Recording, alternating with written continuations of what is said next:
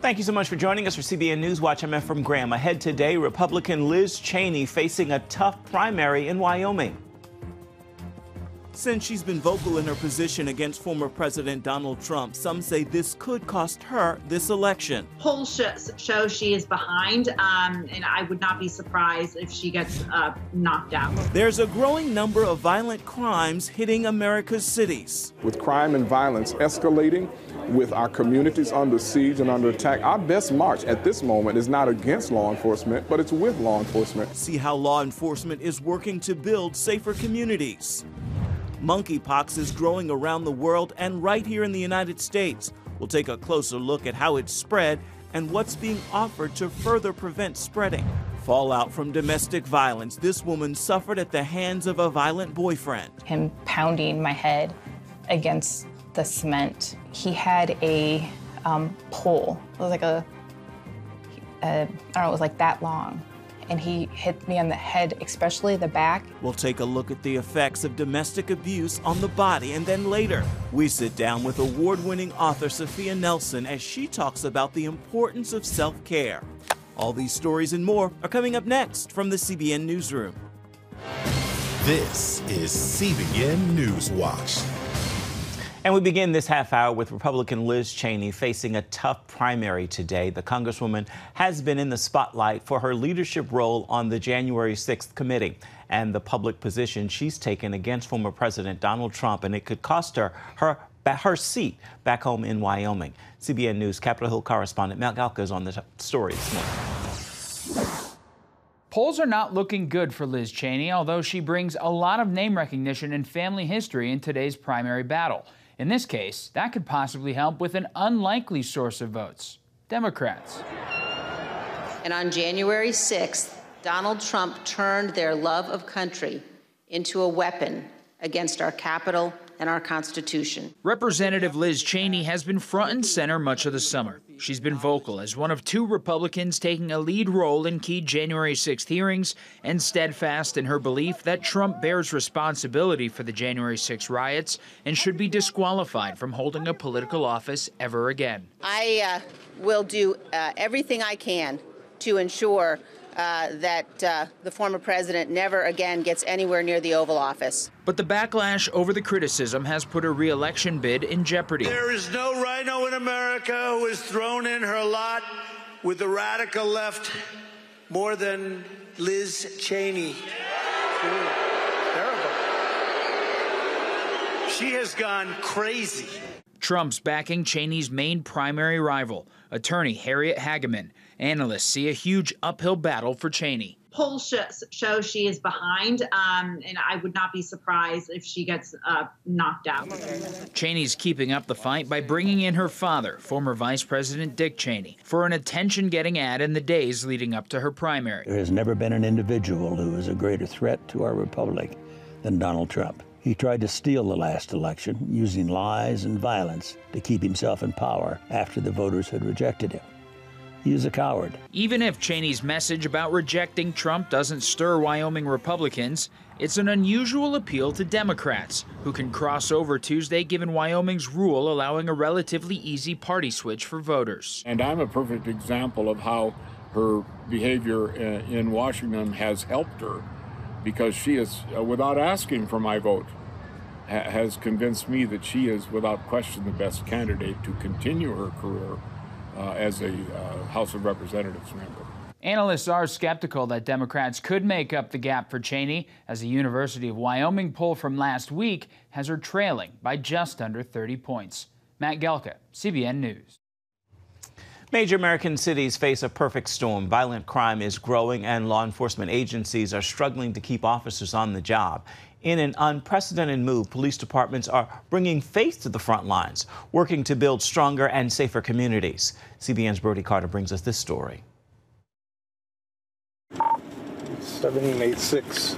In Gresham, Oregon, Sergeant Travis Garrison says a crime spike is forcing his department to choose which calls and crimes they can send officers. We're only able to investigate murders.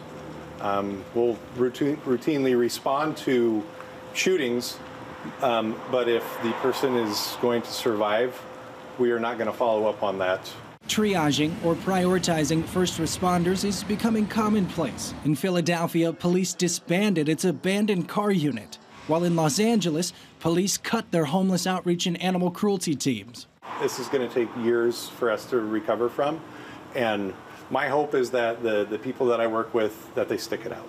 As a growing number of police walk away from the job, violent crime still surges in several major U.S. cities.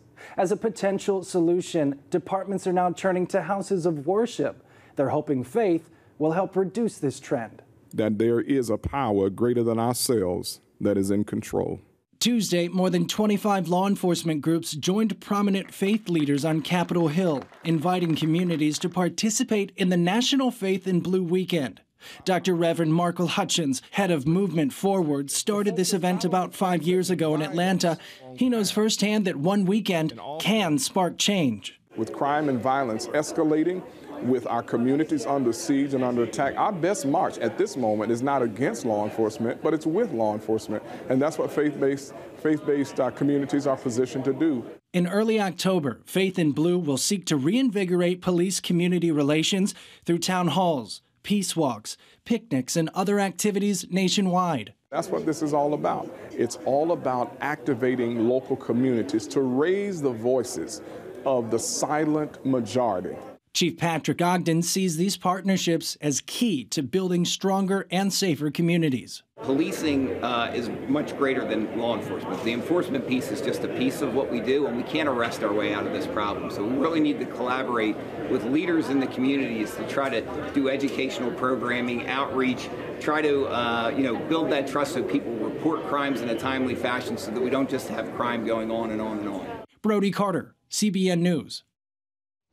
In health news this hour, the World Health Organization declared monkeypox a global health emergency affecting different countries and several places throughout the United States, where a vaccine for the virus is now being distributed to those who have already been exposed or have been considered a high risk. So monkeypox vaccine is recommended to be a series of 2 vaccines given 4 weeks apart. We're certainly going to want to follow up with those, but right now our biggest concern is making sure that those who are at highest risk get that first dose of vaccine. Dr. Christine England says the virus can be spread from skin-to-skin contact through clothing and through sheets, as well as towels from a person who is infected. Symptoms include fever, chills, swollen lymph nodes, fatigue, and muscle aches. She says that while the virus is rarely fatal, it can still last between 4 to 6 weeks. Coming up, survivors of domestic abuse face a hidden threat, traumatic brain injury caused by multiple blows to the head. Find out how to help these women when we come back. Stay with us.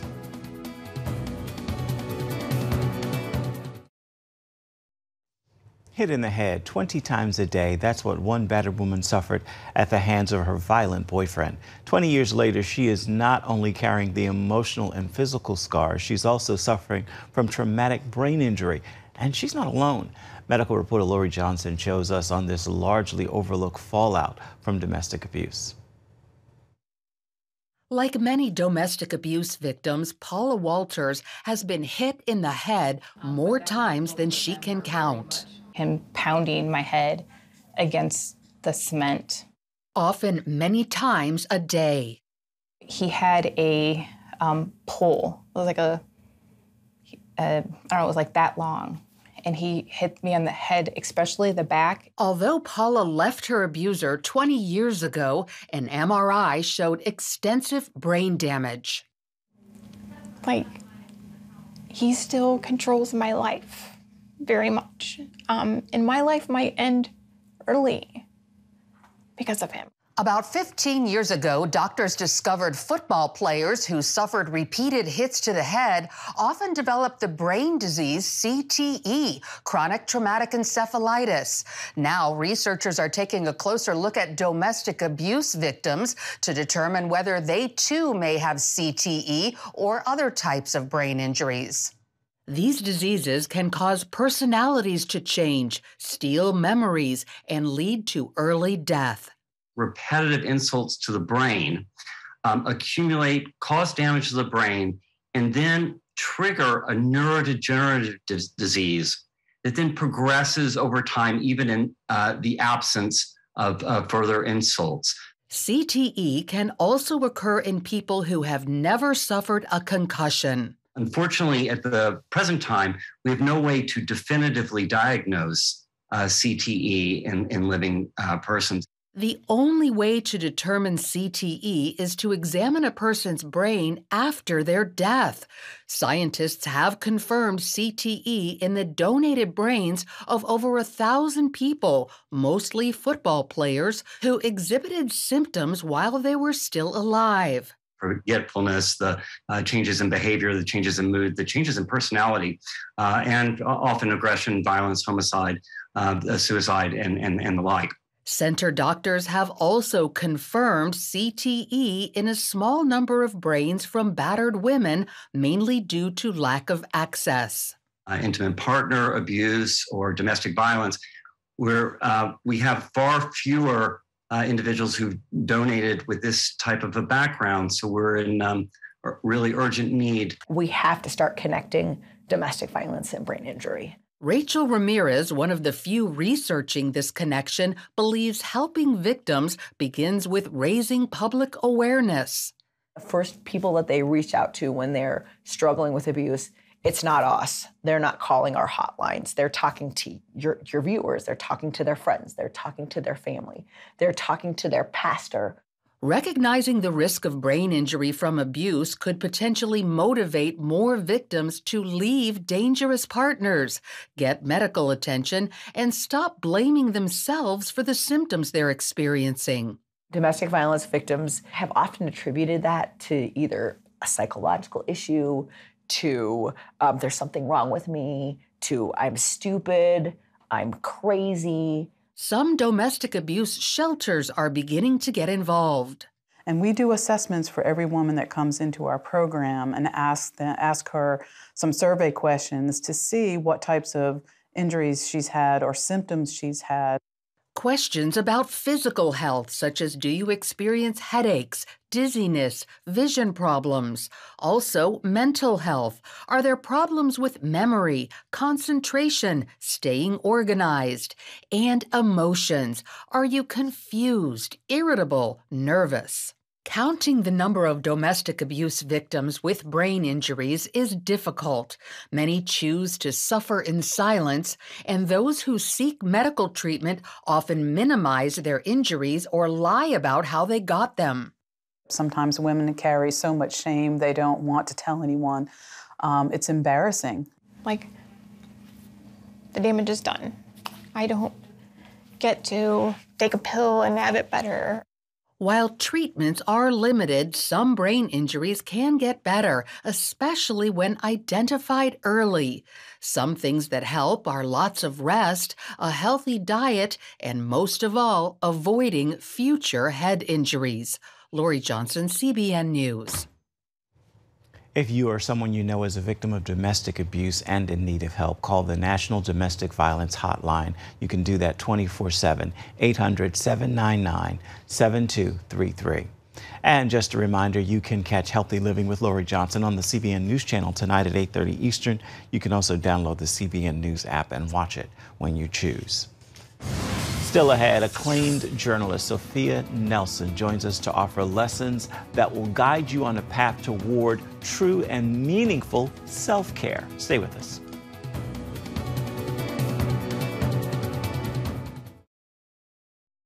Welcome back to CBN NewsWatch. Sophia Nelson is an award-winning, best-selling author, journalist, and political analyst. In her book, Be the One You Need, 21 Life Lessons I Learned While Taking Care of Everyone But Me, she emphasizes the importance of self-care, self-love, and self-understanding that will lead to freedom, healing from your past and a better future. She joined us this week on the Prayer Link to talk about her book, but first she spoke on the backlash she received after voicing her stand against DC's comics depicting Superman as bisexual. Take a look. Well, I think it's important that we open with, as we're on a Christian network, the power of being offended. And when we get offended, things go wrong. And a professor is who started this, not students. A professor who was following me on Twitter who's bisexual and openly so at Christopher Newport, then tagged the university, brought in my employer, which, by the way, was not in any way, shape, or form involved in my question, and then took it in and started writing emails, harassing me, making the administration deal with me. She talked about my faith and that it was a cover for my homophobia, things that are in violation of the First Amendment, my rights, and a number of Title VII laws, et cetera. So I want to be clear that it was a faculty member who started this whole brouhaha. But more importantly, you're right, it did spiral out of control because people got offended. And even though I apologized twice, and as a Christian, whenever I hurt someone, particularly if it's members of marginalized communities, as I am one, I want to be sensitive to that and I want to have a dialogue. I was never afforded that opportunity because instead it was a protest. Instead, it was a petition to remove me. Hundreds of signatures by faculty who never even met me. I had just been a scholar in residence for literally a month when this happened. The school's first Black ever scholar in residence at Christopher Newport. And it ended tragically in a disaster of me not being able to go back, not fulfill my duties. And my contract actually ends in August, at the end of August, and I am not returning per a directive from their attorney, and I'm not welcome back. So it's really an ugly, unfortunate situation, and I anticipate there will be litigation as well. Absolutely. Well, we're going to continue to be praying for you because what you tweeted was, it seemed so innocent. You were taking up, you know, what about Christian parents? But now to your book. Be the One You Need. I understand that this came out of a very personal and exhausting time for you. Tell us your motivation for writing it. Well, like a lot of people, I got COVID, and I got COVID twice, once prior to the vaccines in February 2020. So I was one of the people who got it early, and I was deathly ill. And, you know, again, as people of faith, when we are facing our mortality, I think we have a conversation with ourselves. Have I done all I'm supposed to do? Am I being of use? Am I being a light in the world? And although I try to do that through my living, this gave me a different sense of purpose about sharing how important it is to practice self-care.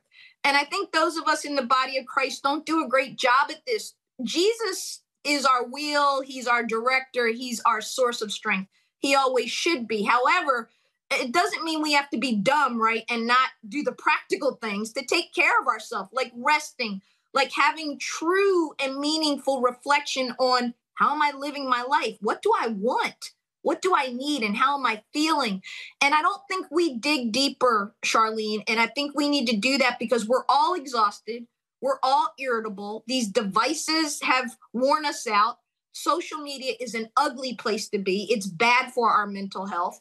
And I think that I was trying to say to people, look, I've been through this. I had a parent that got sick at the same time with a serious vestibular nerve issue. She couldn't walk. She couldn't drive. She couldn't do anything. And so I had everything converge on me. Add the Christopher Newport drama that broke out when all of this was converging. It was a difficult time for me. And I felt like I was having a nervous breakdown, I'll be honest. And if it wasn't for my faith and my friends and a community of support around me, I'm not sure I would have made it through. Sophia, how would you encourage people to actually give themselves permission to take care of themselves? I think a lot of people struggle with that. Well, I think you said the key word, giving yourself permission, right? Mothers are the worst abusers of this. Women who have children, women who work and have children and try to straddle both worlds. But men are feeling this too. And so my advice is get the book, read the book. There's a lot of good resources out there. August is National Wellness Month, September, National Self-Care Awareness Month. And I think, Charlene, what you see is a movement in the culture, in the body of Christ, in corporate America, in industry, even in our politics, where we're starting to say, I need to be mindful about taking the time, about actually hearing my own voice and understanding what the stewardess says to us every time we get on a plane, which is what? Put your own mask on first. Why does she say that? Because if I lose my consciousness, I can't help my kids, my elderly parent, my spouse, or anyone else. And we need to understand that in life, we have to practice that self-care. And I'm not talking about just going to the beach or just having a vacation, but real deep meaningful, do the work stuff. Absolutely. Sophia Nelson, we are so grateful for your new book, Be the One You Need, 21 Life Lessons I Learned While Taking Care of Everyone But Me. It's available wherever books are sold. Sophia, thank you so much for being with us today. God bless you. And you can catch the prayer link on the CBN News channel at 6:30 Eastern this evening. You can also find it on the CBN News app.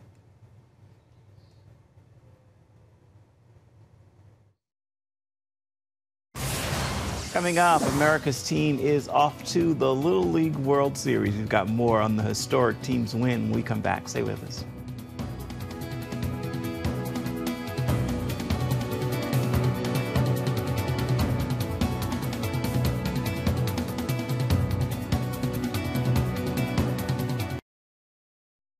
Welcome back to CBN NewsWatch. MASSAPEQUA Coast, also known as America's team, is headed to the Little League World Series. The New York Underdogs sealing their ticket in a 4-0 victory. Joey Leonetti throws a no-hitter, and New York wins the inaugural Metro Region Championship.